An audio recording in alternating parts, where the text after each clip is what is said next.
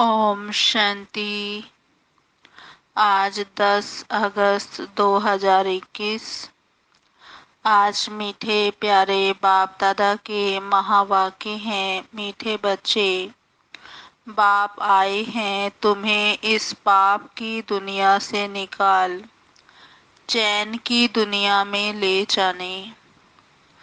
बाप आए हैं तुम्हें इस पाप की दुनिया से निकाल चैन की दुनिया में ले जाने। बाप द्वारा तुम्हें सुख शांति की दो सौगातें मिलती हैं। प्रश्न, सारी दुनिया में सच्ची सच्ची नंस तुम हो। सच्ची नंस किसे कहेंगे? बाबा पूछते, सारी दुनिया में सच्ची सच्ची नंस तुम हो, सच्ची नंस किसे कहेंगे? उत्तर, सच्ची नंस वह जिनकी बुद्धि में एक की याद हो, अर्थात नन बट वन। वे अपने को भल नंस कहलाती हैं, लेकिन उनकी बुद्धि में सिर्फ एक क्राइस्ट की याद नहीं। क्राइस्ट को भी गॉड का बच्चा कहेंगे, तो उनकी बुद्धि में दो हैं और तुम्हारी बुद्धि में एक बाप है। इसलिए तुम सच्ची सच्ची नंस हो। तुम्हें बाप का फरमान है, पवित्र रहना है। गीत है, इस पाप की दुनिया से दूर कहीं ले चल, ले चल वहाँ ले चल, चित चैन पाए जहाँ पर। ओम शांति। मीठे मीठे रूहानी बच्चों ने गीत सुना। किसने सुना? आत्माओं ने सुना। आत्मा को परमात्मा नहीं कहा जा सकता। मनुष्य को भी भगवान नहीं कह सकते। अच्छा, अभी तुम हो ब्राह्मण, तुमको अभी देवता भी नहीं कहा जाता। ब्रह्मा को भी देवता नहीं कहा जा सकता। भल कहते हैं ब्रह्मा देवताए नमः, विष्णु देवताए नमः, शंकर देवताए नमः। परंतु ब्रह्मा और विष्णु में तो बहुत फर्क है। विष्णु को देवता कहा जाता है, लेकिन ब्रह्मा को देवता नहीं कह सकते, क्योंकि ब्रह्मा है ब्राह्मणों का बाप। अब ब्राह्मणों को देवता नहीं कहा जा सकता। अब यह बातें कोई मनुष्य को नहीं समझा सकते, भगवान ही समझाते हैं। मनुष्य तो अंधश्रद्धा में जो आता है सो बोल देते हैं। अभी तुम बच्चे समझते हो। रूहानी बाप हम बच्चों को पढ़ा रहे हैं। अपने को आत्मा समझना चाहिए। अहम आत्मा यह शरीर लेती है। अहम आत्मा ने 84 जन्म लिए हैं। जैसे जैसे कर्म करते हैं वैसे शरीर मिलता है। शरीर से आत्मा अलग हो जाती है तो फिर शरीर से प्यार नहीं रहता, आत्मा से प्यार रहता है। आत्मा में भी प्यार तब है जबकि आत्मा शरीर में है। पितरों को मनुष्य बुलाते हैं, शरीर तो उनका खत्म हो गया, फिर भी उनकी आत्मा को याद करते हैं। इसलिए ब्राह्मण में बुलाते हैं, कहते हैं फलाने की आत्मा आओ, यह भोजन खाकर जाओ। गोया आत्मा में मोह रहता है, परंतु पहले शरीर में मोह था। वह शरीर याद आता था। ऐसे नहीं समझते कि हम आत्मा को बुलाते हैं। आत्मा ही सब कुछ करती है। आत्मा में अच्छे व बुरे संस्कार रहते हैं। पहले पहले है देह अभिमान, फिर उसके बाद और विकार आते हैं। सबको मिलाकर कहा जाता है विकारी। जिसमें यह विकार नहीं है उनको कहा जाता है निर्विकारी। बाबा कहते ये तो समझते हो। बरोबर भारत में जब देवी देवता थे तो उनमें दैवी गुण थे। इन लक्ष्मी नारायण का है ही देवी देवता धर्म। जैसे क्रिश्चियन धर्म में मेल अथवा फीमेल सब क्रिश्चियन हैं। यह भी कहा जाता है देवी देवता, राजा रानी प्रजा सब देवी देवता धर्म के हैं। ये बहुत ऊंच सुख देने वाला धर्म है। बच्चों ने गीत भी सुना। यह आत्मा ने कहा कि बाबा ऐसी जगह ले चलो जहाँ मुझे सुख चैन हो, सुख शांति हो। अब वह तो है सुख धाम और शांति धाम। यहाँ तो बड़े बेचैन हैं। सतयुग में बेचैनी होती नहीं। आत्मा जानती है बाबा बिगर कोई भी चैन की दुनिया में ले जा नहीं सकता। बाप कहते हैं मुक्ति और जीवन मुक्ति ये दो सौगातें मैं कल्प कल्प लाता हूँ, परंतु तुम भूल जाते हो। ड्रामा में भूलना ही है। सब भूल जाएं तब तो मैं आऊं। अभी तुम ब्राह्मण बने हो। तुमको निश्चय है हमने 84 जन्म लिए हैं। जो पूरा ज्ञान नहीं उठाएंगे वह पहले नई दुनिया में भी नहीं आएंगे। त्रेता व त्रेता के अंत में आ जाएं। सारा मदार है पुरुषार्थ पर। सतयुग में सुख था। इन लक्ष्मी नारायण का राज्य था। अच्छा, इसके अगले जन्म में यह कौन थे? अब किसको पता नहीं है कि लक्ष्मी नारायण पिछले जन्म में माना अगले जन्म में ये ब्राह्मण थे, उससे पहले शूद्र थे और अभी संगम पर पुरुषार्थ करके फिर ये सतयुग में बनते हैं लक्ष्मी नारायण। बाबा कहते इस तरह से वर्णों पर तुम अच्छी रीति समझा सकते हो। अभी तुम समझते हो हम 21 जन्म के लिए चैन पाएंगे। बाबा हमको वह रास्ता बता रहे हैं। हम अभी पतित हैं, इसलिए बेचैन हैं, दुखी हैं। जहाँ चैन हो उसको सुख शांति कहेंगे। तो अब तुम बच्चों की बुद्धि में आदि मध्य अंत का ज्ञान है। समझते हो बरोबर सतयुग में भारत कितना सुखी था।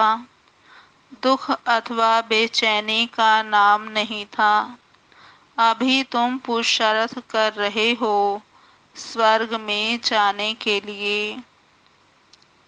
अभी तुम बने हो ईश्वरीय संप्रदाय के और वह है आसुरी संप्रदाय के। कहते हैं ना पाप आत्मा। अब आत्माएं तो अनेक हैं और परमात्मा एक है। सब ब्रदर्स हैं। सब परमात्मा तो हो नहीं सकते। इतनी थोड़ी सी बात भी मनुष्यों की बुद्धि में नहीं आती है। बाबा ने समझाया है ये सारी दुनिया बड़ा बेहद का टापू है। वह छोटे छोटे टापू होते हैं। इस बेहद टापू पर रावण का राज्य है। इन बातों को मनुष्य नहीं समझते हैं। वह तो सिर्फ कहानियां सुनाते रहते हैं।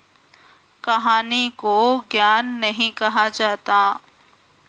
बाबा कहते कहानियों से मनुष्य सद्गति को पा नहीं सकते। ज्ञान से सद्गति मिलती है। ज्ञान देने वाला है एक बाप, दूसरा न कोई। भक्तों की भगवान ही आकर रक्षा करते हैं। मनुष्य मनुष्य की रक्षा नहीं कर सकते। शिव बाबा सभी बच्चों को वर्षा देते हैं, क्योंकि वह बाप भी है, शिक्षक भी है, सतगुरु भी है और वकील बैरिस्टर भी है। क्योंकि जमघटों की सजा से छुड़ाने वाला है, यमराज की सजा से छुड़ाने वाला है। सतयुग में तो कोई भी जेल में नहीं जाएंगे। बाप सबको जेल से छुड़ाते हैं। बच्चों की सर्वश्रेष्ठ सब मनोकामनाएं पूरी होती हैं। रावण द्वारा अशुद्ध कामनाएं पूरी होती हैं और बाप द्वारा शुद्ध कामनाएं पूरी होती हैं। शुद्ध कामनाएं पूरी होने से तुम सदा सुखी बन जाते हो।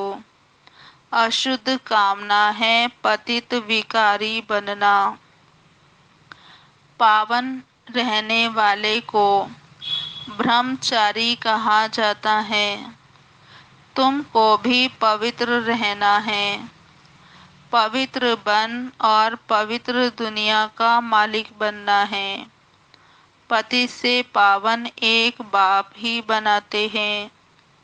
साधु संत आदि तो विकार से पैदा होते हैं। देवताओं के लिए ऐसे थोड़े ही कहेंगे। वहाँ विकार होते ही नहीं। वह है ही पावन दुनिया। लक्ष्मी नारायण संपूर्ण निर्विकारी थे ना। भारत पवित्र था। यह अभी तुम समझते हो।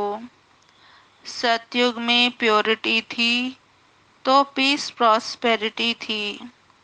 सब सुखी थे। रावण राज्य जब से हुआ है तो गिरते आए हैं। बाबा कहते अभी तो कोई काम के नहीं रहे हैं। एकदम कोड़ी मिसल बन गए हैं। अब फिर हीरे मिसल बाप द्वारा बनते हैं। भारत जब सतयुग था तो हीरे जैसा था। अब तो कोड़ी मिसल भी नहीं है। अपने धर्म का भी किसको पता नहीं पड़ता है। पाप करते रहते हैं। वहाँ तो पाप का नाम नहीं। तुम देवी देवता धर्म के नामी ग्रामी हो। देवताओं के भी ढेर चित्र हैं और धर्मों में देखेंगे एक ही चित्र रहता है। क्रिश्चियन पास एक ही क्राइस्ट का चित्र होगा और बौद्धियों के पास एक ही बुद्ध का। क्रिश्चियन क्राइस्ट को याद करते हैं। उनको नंस कहा जाता है। नंस माना सिवाय एक क्राइस्ट के और कोई नहीं। इसलिए कहते हैं none but one. None but Christ. ब्रह्मचारी रहते हैं। बाबा कहते तुम भी नंस हो। तुम अपने गृहस्थ व्यवहार में रहते नंस बनती हो। एक ही बाप को याद करती हो। None but one. एक शिव बाबा, दूसरा ना कोई। उन्हों की बुद्धि में फिर दो आ जाते हैं। क्राइस्ट के लिए वो समझते हैं कि वो गॉड का बच्चा था। परंतु उनको गॉड की नॉलेज नहीं है। तुम बच्चों को गॉड की नॉलेज है। सारी दुनिया में ऐसा कोई नहीं जिसको परमात्मा की नॉलेज हो। परमात्मा कहाँ रहता है, कब आता है, उनका क्या पाठ चलता है, ये कोई नहीं जानते। भगवान को जानी जाननहार कहते हैं ना। समझते हैं वह हमारे दिल की बात को जानते हैं। बाप कहते हैं मैं नहीं जानता हूँ, हमको क्या पड़ी है जो हर एक की दिल को बैठकर हम रीड करेंगे। बाबा ने कहा मुझे क्या पड़ी है जो हर एक के दिल के अंदर क्या चलता है मैं उसको बैठकर जानूं। तो बाबा कहते मैं तो आया ही हूँ पतितों को पावन बनाने। अगर कोई पवित्र नहीं रहते हैं, झूठ बोलते हैं, तो नुकसान अपने को पहुंचाएंगे। गाया हुआ है, देवताओं की सभा में असुर जाकर बैठते थे, वहाँ अमृत बांटा जाता था। कोई विकार में जाकर फिर छिप कर आए बैठे तो वह असुर हुए ना। आपे ही अपना पद भ्रष्ट कर देंगे। हर एक को अपना पुरुषार्थ करना है, नहीं तो अपनी ही सत्यानाश करते हैं।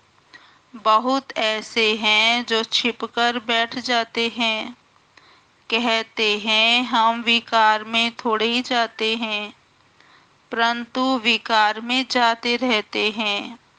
ये गोया अपने को ठगते हैं, अपने ही सत्यानाश करते हैं। परम पिता परमात्मा जिसको राइट हैंड धर्मराज है, उनके आगे झूठ बोलते हैं तो खुद ही दंड के भागी बन पड़ते हैं। बाबा कहते बहुत सेंटर्स में भी ऐसे होते हैं। बाबा जब पहली बार दिल्ली में गया था तो रोज एक आता था और विकार में जाता रहता था। पूछा जाता था जबकि पवित्र नहीं रहते हो तो आते क्यों हो। कहता था आऊंगा नहीं तो निर्विकारी कैसे बनूंगा। पवित्रता अच्छी लगती है परंतु रह भी नहीं सकता हूँ। आखिर तो सुधर जाऊंगा, नहीं आऊंगा तो बेड़ा गर्क हो जाएगा और कोई रास्ता ही नहीं है, इसलिए हमको यहाँ आना पड़ता है। फिर बाबा समझाते हैं बच्चे तुम वायुमंडल खराब करते हो, कहाँ तक ऐसे आते रहेंगे। पावन जो बनते हैं उनको पतित से जैसे घृणा आती है। कहते हैं बाबा इनके हाथ का खाना भी अच्छा नहीं लगता। तो बाप ने युक्ति भी बताई है, खान पान की खिटपिट होती है, ऐसे तो नहीं नौकरी छोड़ देंगे, फिर युक्ति से चलाना होता है। कोई को समझाओ तो बिगड़ भी पड़ते हैं, पवित्र कैसे रहेंगे, ये तो कब सुना नहीं है। सन्यासी भी रह नहीं सकते, जब घर बार छोड़ जाते हैं तब पवित्र रह सकते हैं। परंतु यह किसको पता नहीं कि यहाँ पतित पावन परम पिता परमात्मा पढ़ाते हैं। नहीं मानते इसलिए विरोध करते हैं। शिव बाबा ब्रह्मा तन में आते हैं, कोई शास्त्र दिखाओ, यह तो गीता में लिखा हुआ है। मैं साधारण बूढ़े तन में आता हूँ, वह अपने जन्मों को नहीं जानते, यह तो लिखा हुआ है।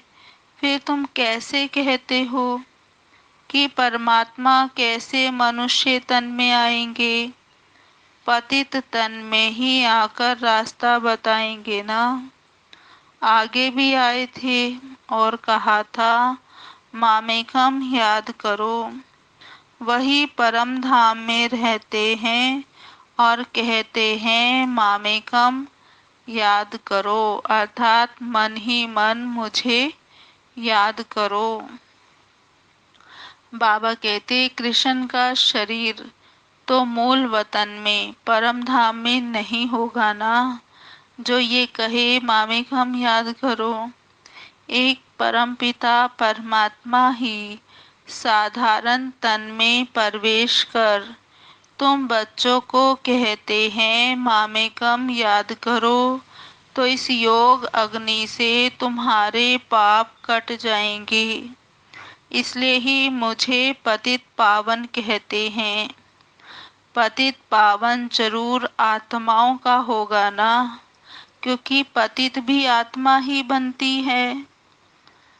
बाप कहते हैं तुम पवित्र आत्मा 16 कला संपूर्ण थे, अभी 9 कला बिल्कुल ही पतित बन गए हो। मैं कल्प कल्प आकर तुमको समझाता हूँ। तुम जो काम चिता पर बैठ पतित बन जाते हो, फिर ज्ञान चिता पर बिठाकर तुमको पावन बनाता हूँ। भारत में पवित्र प्रवृत्ति मार्ग था, अभी अपवित्र प्रवृत्ति मार्ग है, किसको भी चैन नहीं है। अब आप कहते हैं दोनों ज्ञान चिता पर बैठो। हर आत्मा को अपने अपने कर्मों अनुसार शरीर मिलता है। ऐसे नहीं कि दूसरे जन्म में वही पति पत्नी आपस में मिलेंगे, नहीं, इतनी रेस कर ना सके। यह तो पढ़ाई की बात है ना। अज्ञान काल में हो सकता है आपस में बहुत प्रेम है, तो उनकी मनोकामनाएं पूरी हो सकती हैं। वह तो है पतित विकारी मार्ग। पति के पीछे पत्नी चिता पर बैठती है, दूसरे जन्म में भी जाकर उनसे मिलती है, परंतु दूसरे जन्म में उनको थोड़े ही मालूम पड़ेगा। तुम भी बाबा के साथ ज्ञान चिता पर चढ़ते हो, ये छीछी शरीर छोड़ चले जाएंगे। तुमको यह अभी मालूम है, उनको तो नहीं रहता कि हम आगे जन्म में ऐसे साथी थे। बाबा कहते तुमको भी बाद में वहाँ ये सब बातें याद नहीं रहेंगी। अभी तुम्हारी बुद्धि में एम ऑब्जेक्ट है, मम्मा बाबा लक्ष्मी नारायण बनेंगे ना। विष्णु है देवता, प्रजापिता ब्रह्मा को देवता नहीं कह सकते। ब्रह्मा सो देवता बनते हैं, ब्रह्मा सो विष्णु, विष्णु सो ब्रह्मा कैसे बनते हैं, यह भी तुमने समझ लिया है। अभी तुम जानते हो चैन सिर्फ स्वर्ग में ही होता है। कोई मरते हैं तो कहते हैं स्वर्ग गया, अर्थात चैन में गया। बेचैनी में पतित रहते हैं। बाप फिर भी कहते हैं अपने को आत्मा समझ बाप को याद करो, तो विकर्म विनाश होंगे। बाकी हैं डिटेल में समझने की बातें। बाप नॉलेजफुल है, तो तुमको भी अपने जैसा नॉलेजफुल बनाएंगे। बाप की याद से तुम सतो प्रधान बनेंगे। ये आत्माओं की रेस है, जो जास्ती याद करेंगे वह जल्दी बनेंगे। ये है योग और पढ़ाई की रेस। स्कूल में भी रेस होती है ना, ढेर स्टूडेंट्स होते हैं, उनमें से जो नंबर 1 निकलते हैं उनको स्कॉलरशिप मिलती है। एक ही पढ़ाई लाखों करोड़ों आत्माओं के लिए होती है, तो इतने स्कूल भी होंगे ना। अब तुमको यह पढ़ाई पढ़नी है। सबको रास्ता बताओ, अंधों की लाठी बनो, घर घर में पैगाम पहुंचाना है। अच्छा, मीठे मीठे सिकिलधे बच्चों प्रति माता पिता बाप दादा का याद प्यार गुड मॉर्निंग। रूहानी बाप की रूहानी बच्चों को नमस्ते। हम रूहानी बच्चों की रूहानी बाप दादा को याद प्यार गुड मॉर्निंग नमस्ते नमस्ते नमस्ते। सदा रहेंगे हंसते, बनेंगे फरिश्ते, चलेंगे परम धाम के सीधे रास्ते। ओम शांति। ओम शांति। ओम शांति। अब सुनते हैं मुरली के मुख्य पॉइंट। धारणा के लिए मुख्य सार। पहला, अब अशुद्ध कामनाओं का त्याग कर शुद्ध कामनाएं रखनी है। सबसे शुद्ध कामना है पवित्र बनकर पवित्र दुनिया का मालिक बने। कोई भी भूल को छिपाकर अपने आप को ठगना नहीं है। धर्मराज बाप से सदा सच्चा रहना है। दूसरा है ज्ञान चिता पर बैठ इस पढ़ाई में रेस कर भविष्य नई दुनिया में ऊंच पद पाना है। योग अग्नि से विकर्मों के खाते को दग्ध करना है। आज का वरदान है सत्यता की महानता द्वारा सदा खुशी के झूले में झूलने वाले अथॉरिटी स्वरूप भव। सत्यता की महानता द्वारा सदा खुशी के झूले में झूलने वाले अथॉरिटी स्वरूप भव। विस्तार। सत्यता की अथॉरिटी स्वरूप बच्चों का गायन है। सच तो बिठो नच, सत्य की नाव हिलेगी लेकिन डूब नहीं सकती। आपको भी कोई कितना भी हिलाने की कोशिश करे, लेकिन आप सत्यता की महानता से और ही खुशी के झूले में झूलते हो। वह आपको नहीं हिलाते, लेकिन झूले को हिलाते हैं। ये हिलाना नहीं, लेकिन झुलाना है। इसलिए आप उन्हें धन्यवाद दो कि आप झुलाओ और हम बाप के साथ झूलें। स्लोगन। सर्व शक्तियों की लाइट सदा साथ रहे तो माया समीप नहीं आ सकती।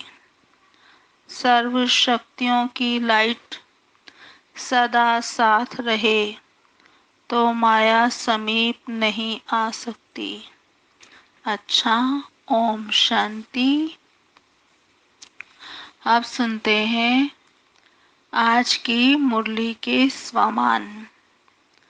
पहला स्वमान। मैं आत्मा सच्ची सच्ची नंस हूँ। मैं आत्मा सच्ची सच्ची नंस हूँ। दूसरा स्वमान। मैं आत्मा ब्राह्मण हूँ।